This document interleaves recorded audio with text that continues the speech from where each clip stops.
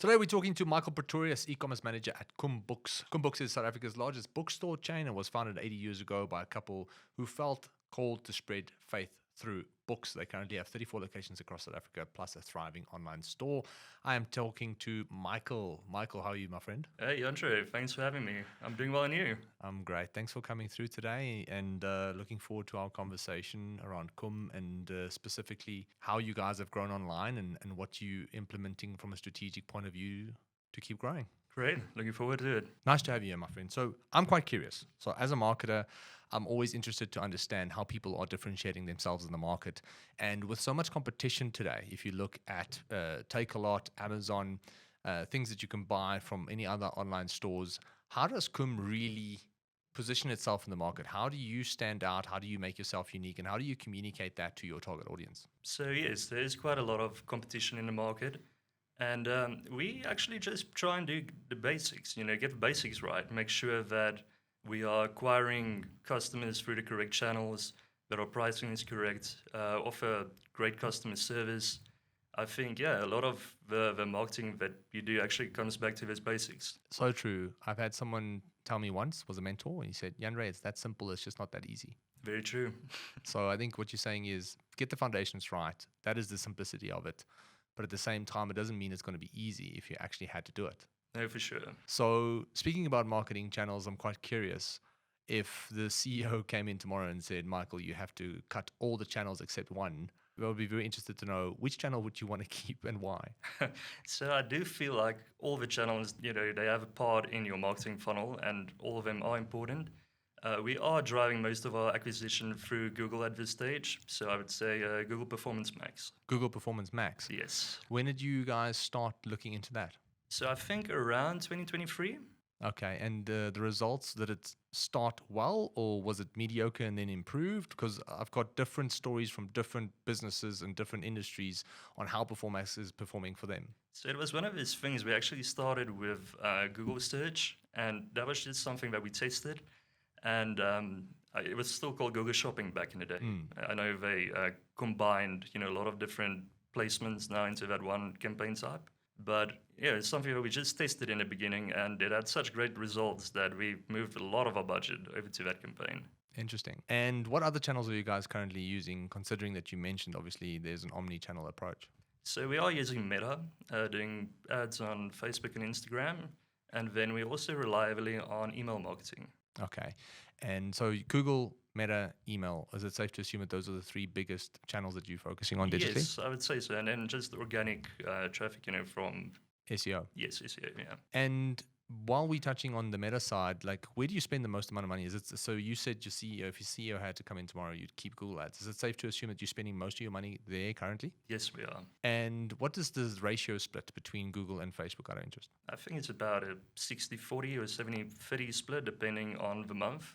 We have quite a seasonal business.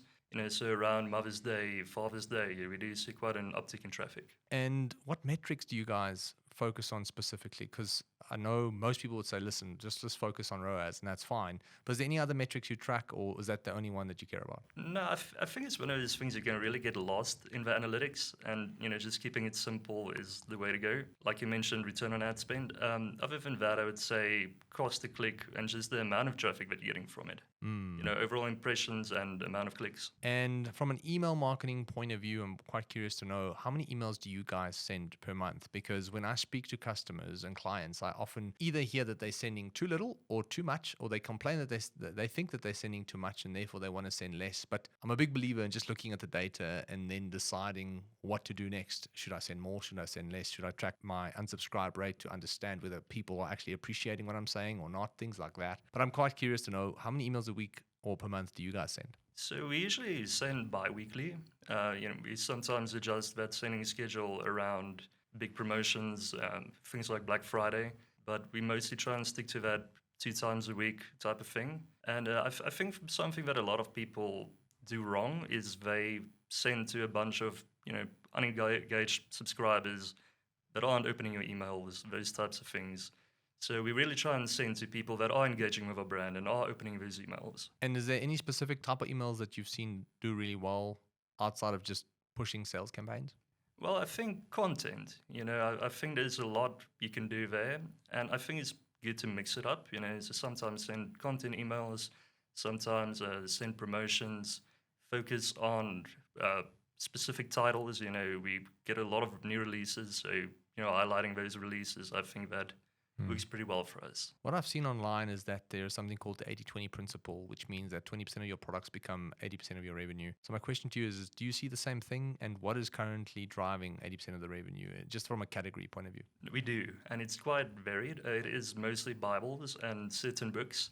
And it's actually something, getting back to our conversation about performance max, something that we've actually seen is you can get a bidding right, but if the product's price is a lot higher than other competitors, you're not going to get that top position anyway. So we've actually been adjusting our prices according to that rule as well.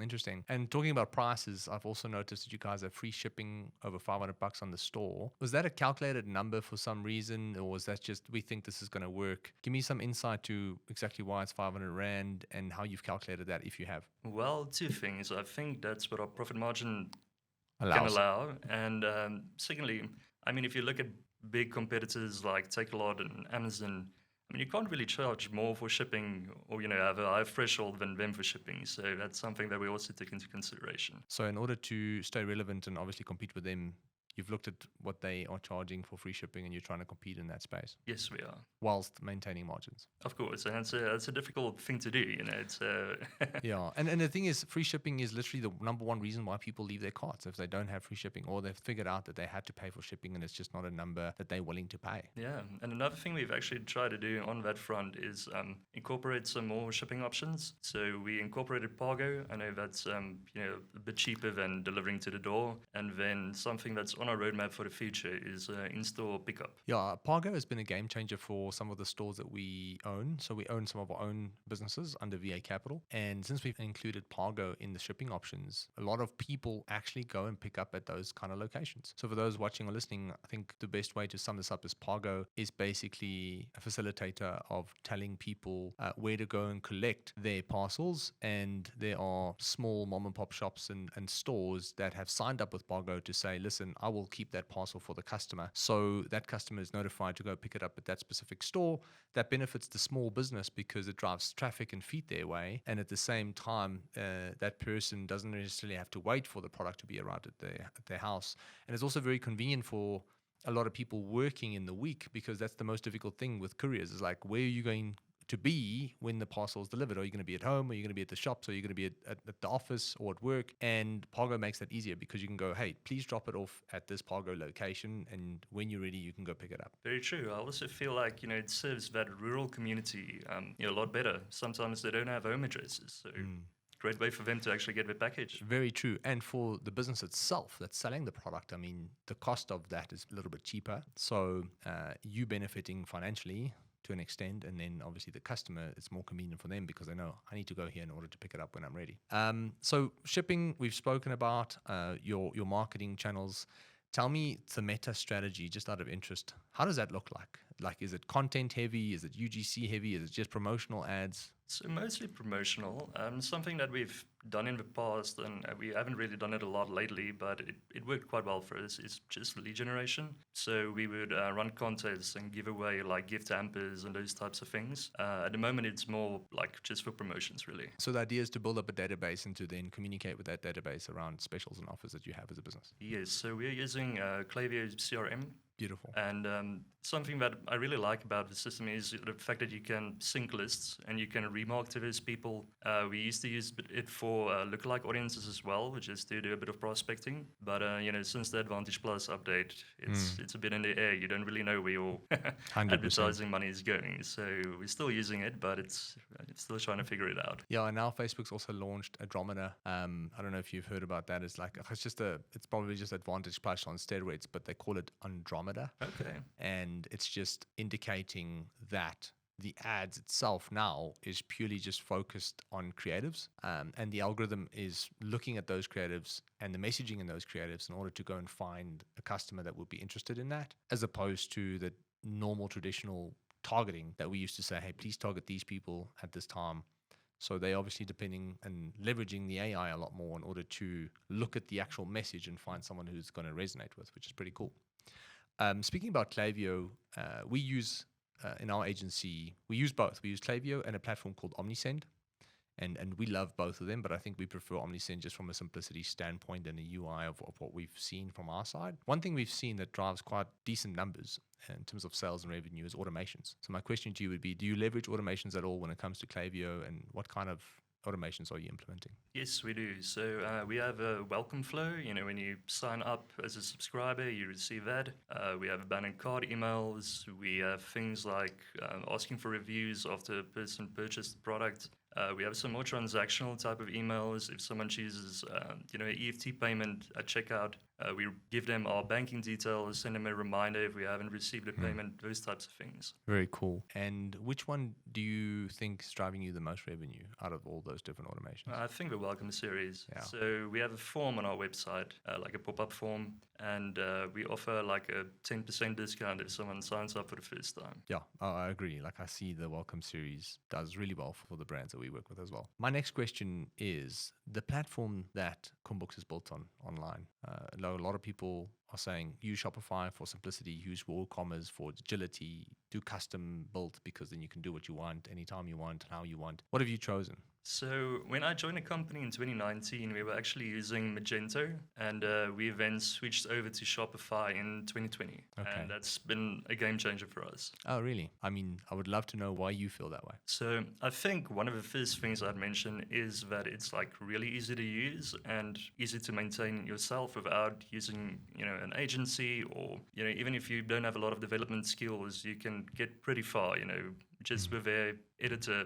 And I have noticed that there's a much higher default conversion rate, meaning that if you had to pick a theme on Shopify and then pick a theme on WooCommerce and do very little changes to those themes, that the actual conversion rate will be higher on Shopify because of the simplicity of the checkout. Now, have you guys seen a conversion rate uptick at all since moving over to Shopify? We did, but we also, we changed a lot of things when we switched over to Shopify. So we started with a different ERP system, and then we changed the e-commerce platform. So a lot of things changed. It's hard to give it like a concrete number and say, this is the improvement that we saw because of X or Y. But yes, we did see an improvement, and it's something. I mean, in the last 5 years, we've probably switched themes like 3 times, and we do it in-house build. It works great. Quick and easy. Tell me, from a conversion rate standpoint, while we're on that topic, is there any plugins or apps or strategies that you guys use to help increase your conversion rate? Yes. So I mentioned price earlier.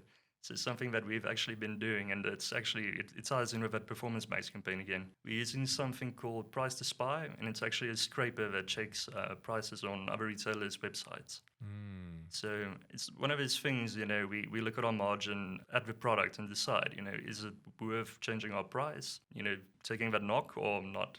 Yeah, so basically what the app does, it tells you who's selling the product at a cheaper cost than you. Yes, exactly. And then you can decide if you want to match that or not. Exactly. Does it change it automatically, or do you approve it, or do you make the suggestion? No, so we do it manually at this stage. There is a way to automate it, but just the way things are set up on our side, we do it manually. Love it. And any other things from a conversion rate standpoint that you guys have implemented over recently? Yes, so 2 things actually. We switched over to a new theme that's been working great for us. Nice clean build, and then we also changed our payment gateway. So we switched over to Stitch payments. Interesting. So is it the only payment gateway that you have? No, we also still use PayFast. So we use that for instant EFTs, Samsung Pay, those types of things. And then we use Stitch for digital wallets and for debit and credit card transactions. Did you switch or did you add them on? Well, we added, but we switched our debit and credit card payments to Stitch, yes. And have you seen a difference in conversion rate at all? Yes, we have. So, I think we should have done it more methodically, and not just switch everything at once, because we changed the payment gateway and we changed the theme. So, it's hard to say where the conversion rate difference comes from, but we've definitely seen an increase in conversion rates. A lot of people I've been speaking to have mentioned that they've implemented Stitch and it's made a massive difference. In the beginning, I wasn't sure why it was working so well, because my partner in one of the businesses said, hey, we've installed Stitch about 3 or 4 months ago.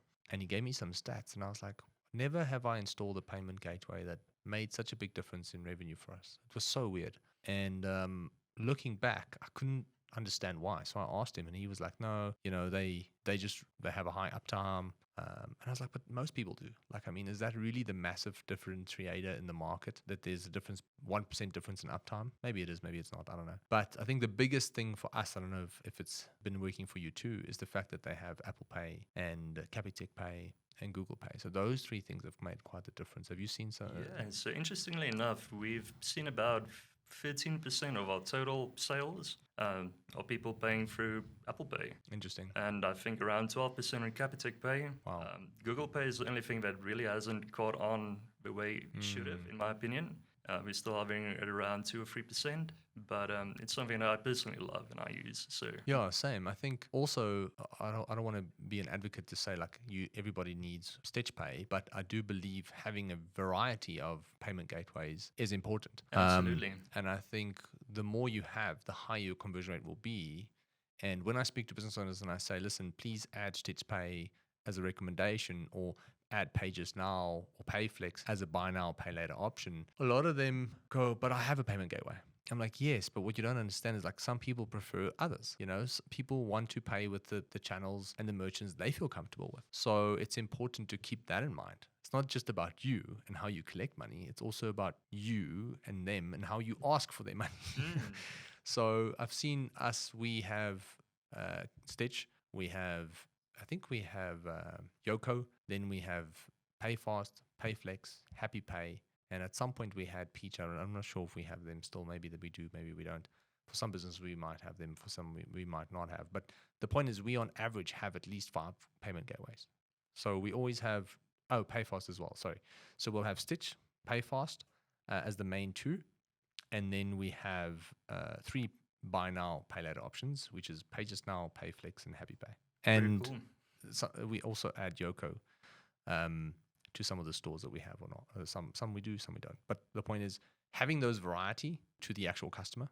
That's what makes a difference in conversion rate, because they go, oh, I see a logo that I trust, that I paid with before. Therefore, I now trust this store. And it works exceptionally well for brand new businesses who don't have trust. So, for example, you guys are you've been around for almost a century. If you think it's been a while.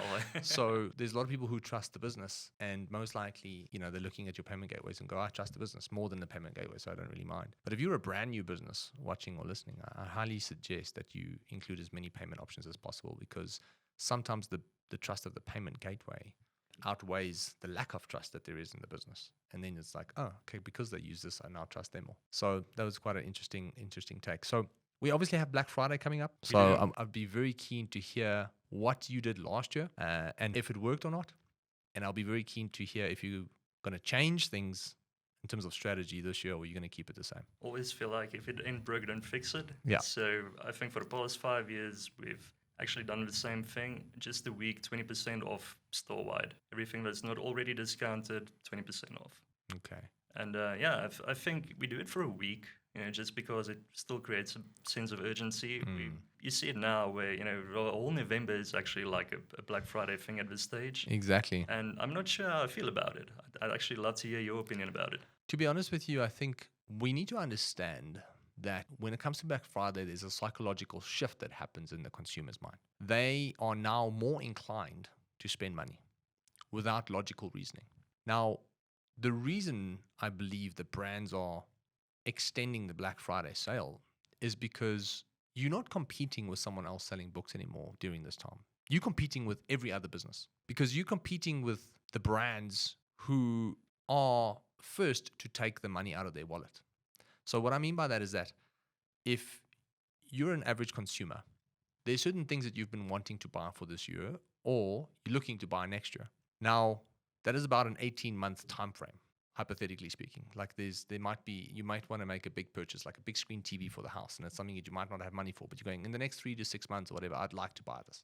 Or it might be something for the kitchen that's quite expensive. So what I'm trying to say is that when you're an everyday consumer, Black Friday comes along, everybody is discounting. Okay. So now it means that you have a wide variety of options at an affordable price, or a more affordable price that you never really had before. So that person only has so much money.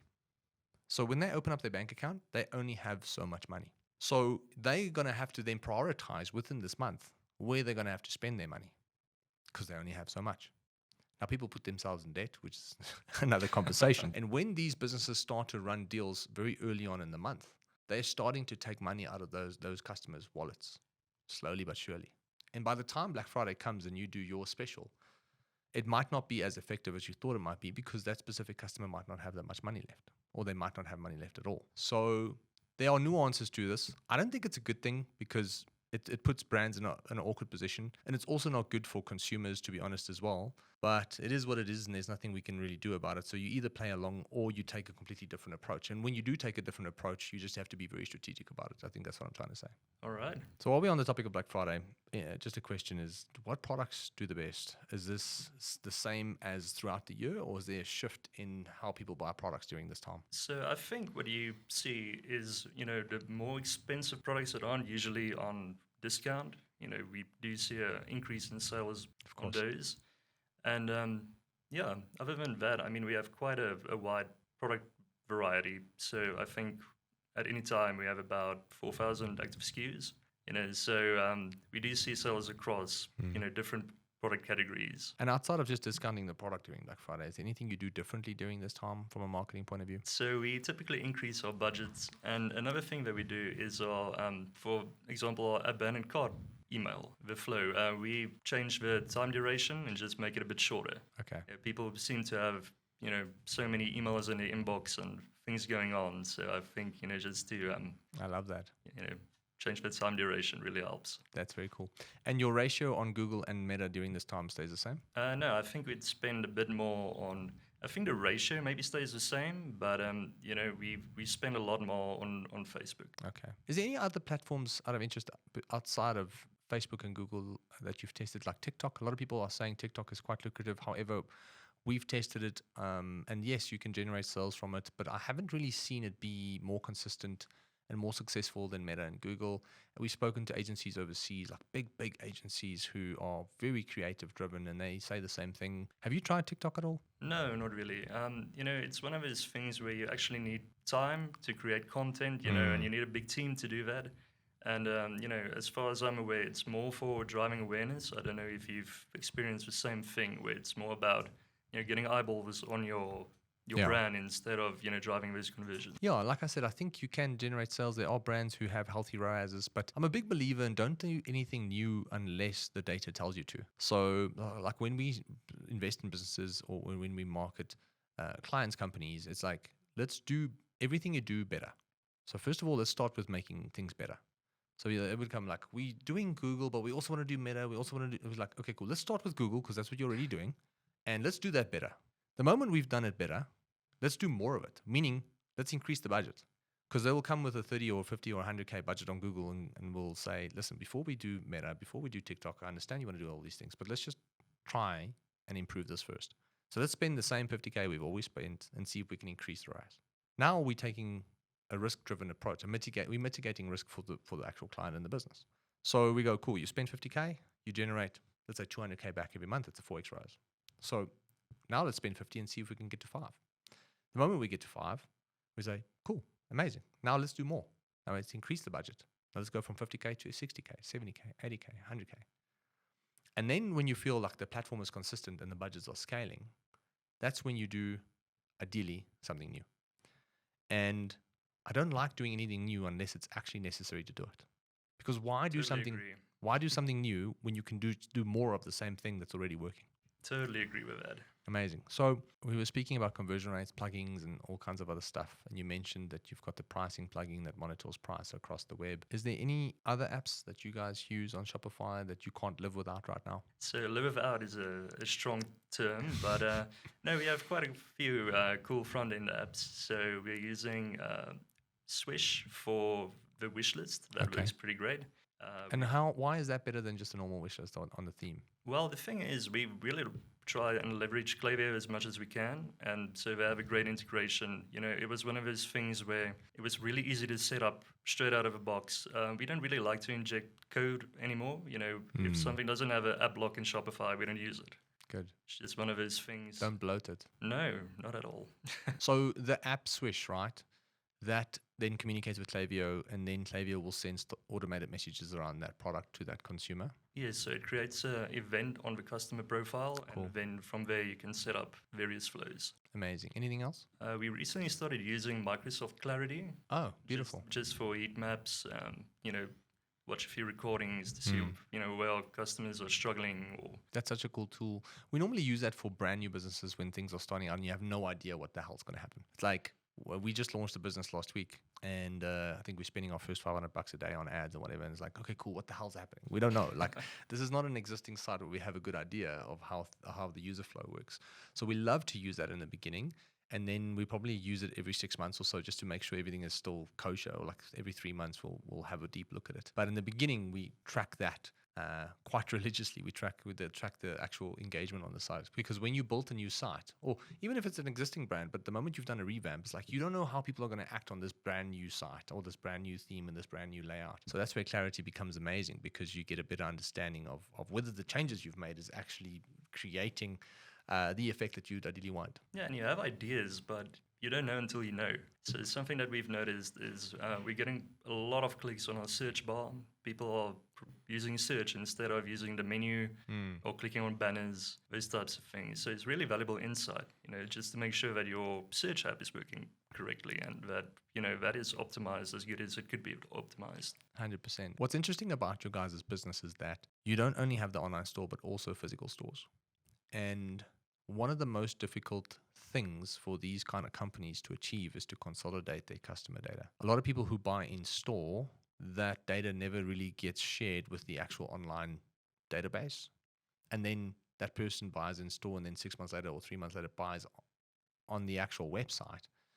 And there's nothing on the website that can indicate that this person has actually shopped at a physical store. Therefore, the messaging or the strategy that follows is very, I'm going to say, vanilla. So that said, is there anything that you guys do or use in order to consolidate data and from a marketing point of view as well? So that's something that, it used to be a challenge for us, but we upgraded our point of sale system. And that's actually, when someone signs up in store as a loyalty member, it actually creates a profile in Shopify's backend. Nice. And then we also have our ERP system that's pushing data to Klaviyo. So we kind of use that as our unified view of a customer. We have all of that data inside of Klaviyo. And is there an app that you use for that, or is it custom code, or something that you've written specifically for the business? So at this stage, it's just a saved search in our ERP system. It's still a manual export and import. It's something that we really need to start looking at automating. But at this stage, it's working pretty well for us. So we have an online store called Sentimental, and we opened up our first retail store about 2 months ago. And that was one of the first things that I told one of my partners. I said, we need to find a way to integrate data from people in the store back into the online database. And I want to see what they bought. I want to see what the average order value is. I want to see what the lifetime value of those people are. And he scratched his head a bit. And then he went on to a platform called Lovable. And he then created almost like a parallel point of sale, meaning it's just a separate interface. Then he somehow linked it to Yoko, the actual machine that we use in the store. And then he had a Shopify API as well. So now when someone buys through Yoko, it speaks to the Lovable app. And then because the Shopify API is integrated into the app, it also speaks to the online store. So definitely something to look into. Yeah, no, interesting solution. He's actually here in the office today, so you can actually chat to him about it. No, I should definitely do that. Well, hopefully there's some value. Michael, I've really enjoyed this conversation with you. So rounding off, just want to ask, for those watching, listening, most of them are small to medium-sized business owners who have either started an online business recently or are planning to start. So my question is, any advice, any perspectives you would like to share with them? I would say just stay flexible. I think that's one of the perks of being an online business. You can pivot really quickly. You can make changes on the fly. I feel like look at the data, see what's working, see what isn't working, and then make decisions from there. Love it. I enjoyed our conversation. Thank you for that. And I've got a bit of a twist for you to the end of this conversation. Any questions you have for me? Yes. So I'd like to get your opinion on how AI will change our industry. going forward? as a There's whole. Yeah, I think there's a lot of talks about, first of all, use cases for it, but then there's also, other talks about how it would, for instance, impact SEO.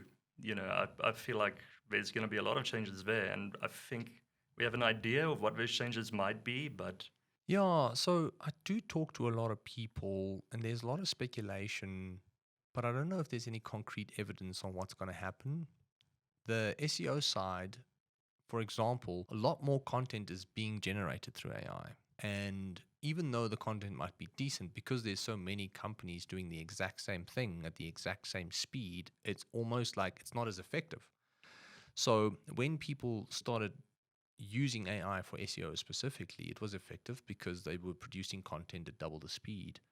However, now a lot of people are using AI in order to create content or articles, blogs, whatever you want to do it for the website. And it's almost like it's de-accelerating the actual growth people saw in the beginning. So it's almost like it's getting cancelled out, the effect of it, the novelty of it. But again, at the same time, companies who are not implementing it are falling behind. And where it might move into the future, search AI is a real thing. So people are now turning to ChatGPT for advice where they used to use Google. things like Atlas or Perplexity. Yes. So Yeah. Perplexity, Grok, Claude, ChatGPT, people are using these tools as search engines, and therefore companies need to focus on how are they going to improve the gaps that they have in order to ensure that search engines actually recommend them. Because we had a couple of companies reach out to us, and we always ask, where did you hear about us? And we had a few people now say, I was on ChatGPT asking for the best digital marketing agency in Gauteng, whatever, and it recommended you. And it obviously, along with some others as well. And in the beginning, we weren't even aware of that. And then we looked into it and went, wait, what what are we doing right? So let's try and understand what we're doing right, and let's do more of it. And let's also understand where the gaps are so we can fill those gaps in order to be recommended on a continuous basis. So I really believe that companies should ask themselves, what can we do to ensure that AI actually recommends us when people search for that product or service? And a simple way to do that is not even that complicated. You can literally just go to ChatGPT and go, who do you recommend to buy faith-based books from in South Africa? And then it's going to give you a list of companies, right? And I'm pretty sure you're going to be along the top of them. But then you go, out of interest, let's hypothetically say that CUM Books is number 3. I'm pretty sure you're number 1, but let's just pretend like you're number 3. I see that we are number 3. Please tell me, why do you think we're number 3? And what do you think we can do better in order to be recommended as number 1? Because the AI will then tell you why it recommended that brand in the first place. And it's going to say, we recommended them because of X, because of Y, because of Z. Now you have contextual information that you can go and improve, hopefully in your business, in order to hopefully be recommended as the first spot down the line. That's a great idea. To come back to the question on how it's going to change the industry, I actually don't know. And as much as I probably should spend time stressing about it, I don't. I used to, and it created a lot of anxiety for me. And then I realized, you know what? I just want to get better at what we do. And obviously, I do follow AI trends. However, it's a situation where I've made peace with the fact that things will change. And I want to believe that the right answers will come at the right time. I am looking for answers all the time, but I've not let it stress me out too much and create too much anxiety. Because there's claims that agencies are going to disappear because of AI and all these things. And I'm like, okay, well, it is what it is. Let's see if that happens. I believe that people are always going to need people to consolidate with, to consult with, and chat with. And as much as ChatGPT will be there, this is something that people really enjoy and really value. Yeah. And I think there will always be a service of this level where people communicate face to face or over Zoom call and ask questions and have someone you can pick up the phone and actually go, I want your perspective on this. What do you think? Can you come on for a brainstorming session? I think that will still be around for the next 3, 4, 5 years. So therefore, it's reduced some level of anxiety for me running an agency. Sometimes they claim that AI will run all the ads for you. Yeah, I mean, maybe, but you're still going to need a lot of creative help. Absolutely. That's for sure. So content is king, and I think creative is content and the most important type of content that you can run. So whether it's ads or if you're going to run ads, you're just going to need creative content. And I think that creative strategy there is still something that is very hard for AI to actually get right. especially when it comes to creating videos and reels. And I know AI can do all these things, but I also believe that we're going to live in a world where people want authentic videos and not AI driven videos. Because when you see an ad like from Coca-Cola that's 100% AI generated, the trust factor becomes less because we know it's artificial. I feel like you dilute your brand as well. It's one of those things where it's not going to be 100% on brand because it's not Exactly. a person with a vision that created that. And even if it is 100% on brand, it's not a real person. It's not a real experience. It's an artificial experience. And marketing, to an extent, a lot of times is artificial because we're creating hypothetical scenarios that people buy into. But I believe marketing is going to move into a world where it's all about authenticity. And they want to hear real stories about real people who've used real products and had real results. I think people are going to crave that as we move into a world that is plastered with AI and artificial messages. And I believe the brands that spend time creating authentic content, it's the whole reason we're doing a vlog, by the way. So we at V8, we have our own behind the scenes vlog. We do these podcasts. The reason we do all of that is because it's authentic. It's something, you can create a podcast of Joe Rogan talking to the Pope. They can have an interview thanks to artificial intelligence. And that will be quite entertaining. But what level of trust will that have? Zero. Why? Because it's artificial. So I want to believe that if you want to succeed as a brand in the future, you have to put authenticity at the top of your list, because I believe that that is what people are going to crave in the next 4 to 5 years. The more things become artificial. It's my take on it. Great answer. Well, it's just a answer. I don't know if it's right or wrong, but that's really my perspective. Michael, I had a really cool conversation with you. I really appreciate your time. Thanks for coming through today. And yeah, much love for you guys and all the best for the rest of you. And good luck for Black Friday, man. Thanks, Andre. Appreciate it.